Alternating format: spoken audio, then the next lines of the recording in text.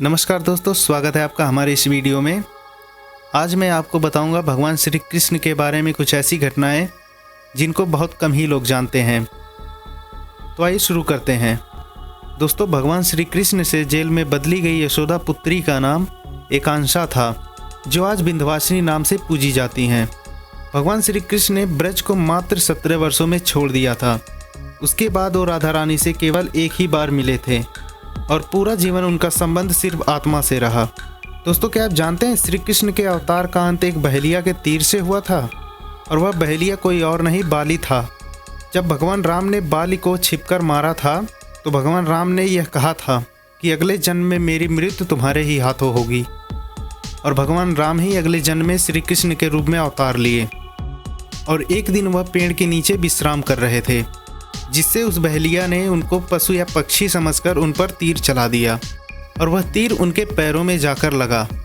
और भगवान श्री कृष्ण जी यह जानते थे कि यह बाली ही है, जिसके बाद उन्होंने अपनी मृत्यु को स्वीकार कर लिया, और इसी प्रकार इनकी मृत्यु हो गई थी। दोस्तों, अब हम आपको बताते हैं, द्रौपदी चीरहरण के समय उनकी साड़ी श्री कृष्ण ने ही बढ़ा दी थी, लेकिन इसके पीछे की कहानी बहुत कम लोग ही जानते हैं।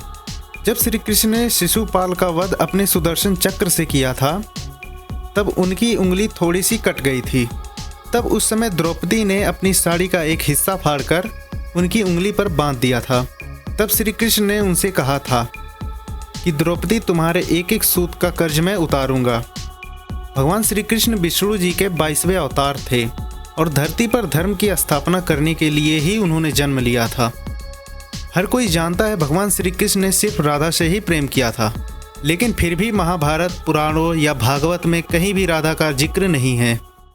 दोस्तों, भगवान श्री कृष्ण ने कई युद्ध लड़े, पर सबसे भयंकर महाभारत नरकासुर, जरासंध और कालियावन के साथ लड़ा था। भगवान श्री कृष्ण देवती के 8वें संतान थे, इसलिए उनके जन्म को लोग जन्माष्टमी के रूप में मनाते हैं। दोस्तों, बहुत कम लोग यह जानते हैं, भगवान श्री कृष्ण ने देवती के 6 मरे हुए बच्चों को भी वापस बुला लिया था, और देवकी वासुदेव की मुलाकात भी उनके 6 मृत बच्चों से कराई थी। श्री कृष्ण की कुल 16,108 पत्नियां थीं, जिनमें 8 पटरानी थीं। दोस्तों, ये थे भगवान श्री कृष्ण जी के फैक्ट्स, और ऐसी ही रोचक और सच्ची घटनाओं को जानने के लिए आप हमारे चैनल को सब्सक्राइब जरूर कर लें और बेल आइकन को जरूर प्रेस कर लें, ताकि हमारे नए वीडियो का अपडेट आप तक मिलता रहे। धन्यवाद।